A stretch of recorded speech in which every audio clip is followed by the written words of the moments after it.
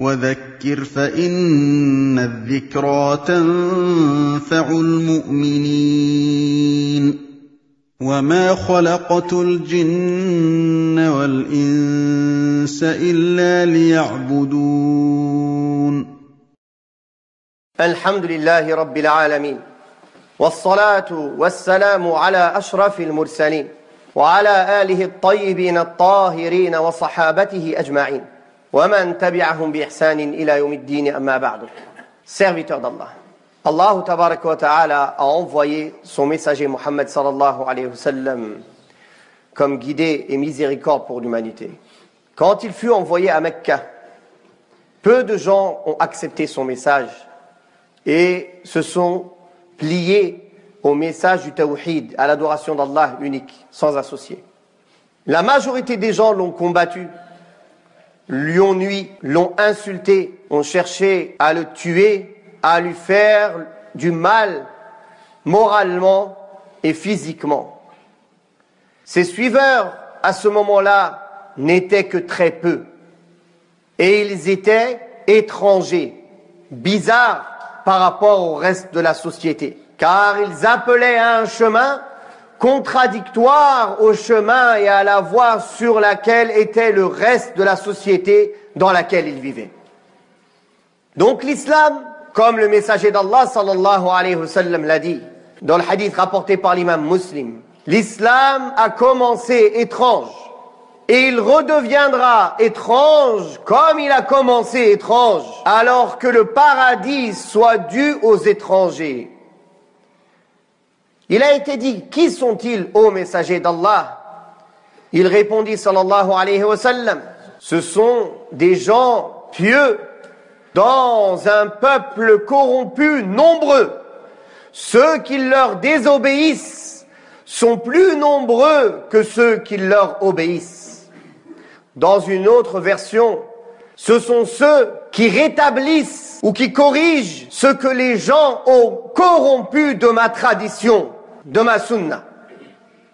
Serviteurs d'Allah, nous voyons dans ce hadith et dans d'autres hadiths authentiques que le messager d'Allah sallallahu alayhi wa sallam a annoncé un fait inéluctable qui va arriver quoi qu'il en soit.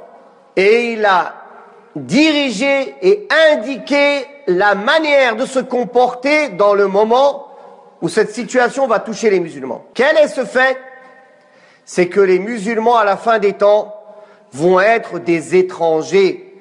De la même manière que le prophète Muhammad sallallahu alayhi wa sallam et l'islam étaient étrangers à la Mecque et contradictoires à la société dans laquelle ils vivaient. Mais le messager d'Allah sallallahu alayhi wa sallam a annoncé la bonne nouvelle à ces gens-là, que le paradis soit dû aux étrangers. Effectivement, le messager d'Allah sallallahu alayhi wa sallam a dit dans le hadith rapporté par l'imam al-Tirmidhi, ce hadith qui a été authentifié par l'imam al-Albani rahimahumullahu jami'a, où le messager d'Allah sallallahu alayhi wa sallam a dit, il va venir une époque pour les gens où celui qui patiente sur sa religion est comme celui qui tient une braise brûlante dans sa main. Et effectivement, aujourd'hui, nous voyons comment le musulman qui s'attache à l'islam authentique, à l'islam originel, à l'islam avec lequel Allah Ta'ala a envoyé son messager d'Allah sallallahu alayhi wa sallam, car il n'y a pas d'autre islam. Il n'y a pas un islam de tel ou un islam de tel. Il n'y a que l'islam authentique, celui qu'Allah a agréé pour l'humanité. Et j'ai agréé pour vous l'islam comme religion. L'islam sur lequel le messager d'Allah sallallahu alayhi wa sallam nous a laissé. Non pas ce qu'ils ont appelé l'islam et qui a été falsifié et dénaturé.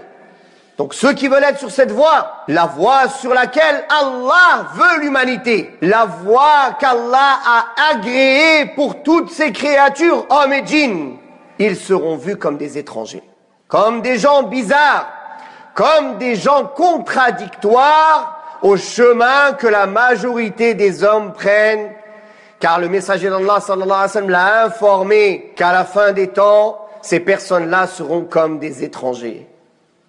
L'étranger qui ne reconnaît personne et que personne ne reconnaît, qui se trouve différent des autres et que les autres trouvent différent d'eux.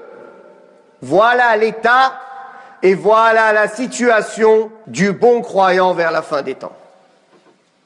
Mais sachez, serviteurs d'Allah, que le prophète sallallahu alayhi wa sallam a indiqué la manière de se comporter. Celui qui patiente sur sa religion. Car appliquer la religion nécessite de la patience. L'obéissance d'Allah est un acte dans lequel il y a une certaine difficulté, mais surmontable. Jamais Allah n'a imposé une chose à ses créatures qui est au-dessus de leur capacité. Tout ce qu'Allah a imposé, c'est surmontable. C'est possible pour tout le monde, car Allah ne charge pas une âme au-dessus de ce qu'elle est capable de supporter. Tout ce qu'Allah a imposé à l'humanité, ils sont capables de le faire. Sinon Allah ne l'aurait pas imposé. Et c'est lui qui connaît mieux ceux qu'il a créés. Subhanahu wa ta'ala. Est-ce qu'il ne connaît pas ceux qu'il a créés? Et c'est lui al-Latif al-Khabir, subhanahu wa ta'ala. Donc, ça demande une patience. Patienter, être constant, comme le messager d'Allah sallallahu alayhi wa sallam a dit. Approchez-vous de la perfection et restez constant. Et sachez que personne d'entre vous ne sera sauvé seulement par ses actes. Ils ont dit même pas toi au messager d'Allah, il a dit même pas moi, sauf si Allah me couvre de sa miséricorde et de sa grâce. Allah Ta'ala a ordonné de patienter dans l'obéissance et de rivaliser de patience et de faire suivre les adorations l'une après l'autre. Et Allah a annoncé la grande nouvelle pour les patients. Certes, seuls les patients recevront leur récompense sans compter. Et les savants ont expliqué sans compter, c'est-à-dire on leur donnera des grandes parties de hasanat sans compter. Sachez, serviteurs d'Allah, que le messager d'Allah sallallahu alayhi wa sallam a dit: les meilleurs des gens sont ceux de mon siècle, puis ceux qui les ont suivis, puis ceux qui les ont suivis. Et il a dit aussi sallallahu alayhi wa sallam: il n'y a pas une époque qui viendra aux gens sans qu'elle ne soit pire que celle qui était avant. Et ceci jusqu'à que vous rencontriez votre Seigneur. Donc nous avons la certitude que toutes les époques après les meilleurs siècles sont pires que les premiers siècles. Bien sûr, il peut y avoir des variantes, certains moments mieux que d'autres, mais en général, cela ne fait que s'empirer jusqu'à la fin des temps.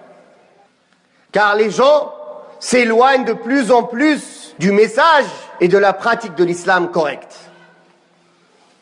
Alors, si tu veux être sauvé, si tu veux être dans ce groupe qu'Allah a choisi pour être les étrangers, pour être les gens, comme il est venu dans une version authentique, qui corrigent, rétablissent ce que les gens ont corrompu de la sunna du prophète sallallahu alayhi wa sallam. Si tu veux être parmi ces gens-là, le seul moyen est de s'attacher à la voie du prophète sallallahu alayhi wa sallam et à la voie des pieux prédécesseurs. Ceux qu'Allah a agréés, ceux dont le prophète sallallahu alayhi wa sallam a fait les louanges, et ceux dont le prophète sallallahu alayhi wa sallam a dit que c'était le groupe sauvé, le seul groupe sauvé. Ceux qui seront sur le chemin du prophète sallallahu alayhi wa sallam et des compagnons qui ont vécu la révélation avec le prophète sallallahu alayhi wa sallam et qui nous ont transmis cette religion. Sachez aussi, mes frères en Allah, Allah Ta'ala nous a annoncé la bonne nouvelle, que quoi qu'il en soit, le parti d'Allah sera le vainqueur et que l'armée d'Allah sera la plus forte. Et que l'aide d'Allah, elle est avec les croyants. Et Allah, il ne donnera jamais une voie d'accès aux mécréants contre les bons croyants. Et sachez aussi que le messager d'Allah, sallallahu alayhi wa sallam, a annoncé la bonne nouvelle. Que cette religion allait entrer dans toutes les maisons de campagne, les maisons de ville, en élevant et en honorant ceux qui vont accepter l'islam et en rabaissant ceux qui vont contredire ce message. Alors, il est le moment de choisir son chemin, de choisir son camp. Est-ce qu'on veut faire partie des gagnants, de ceux qui veulent être ce petit nombre de gens pieux dans un grand nombre de gens pervertis? Ou bien est-ce qu'on veut suivre la masse comme des moutons et aller avec eux en enfer? نسأل الله تبارك وتعالى أن يثبتنا جميعا على نهج الاستقامة وأن يوفقنا جميعا لما يحبه ويرضاه وصل الله على محمد وعلى آله وصحبه وسلم والحمد لله رب العالمين. وقل رب زدني علما